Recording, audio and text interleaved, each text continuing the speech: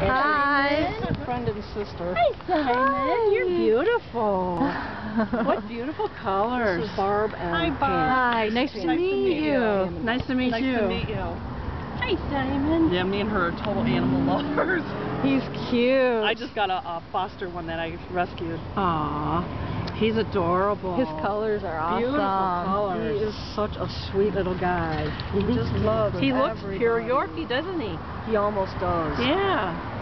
Put your ears up. Put your ears up, Simon. He's like, I'm a little scared out here. A little much.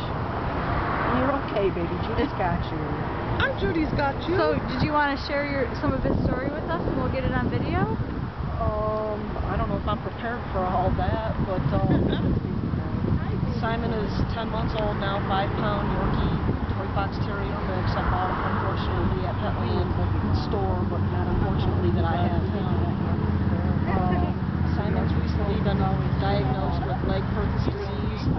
We're looking at about $2,100 in surgery fees.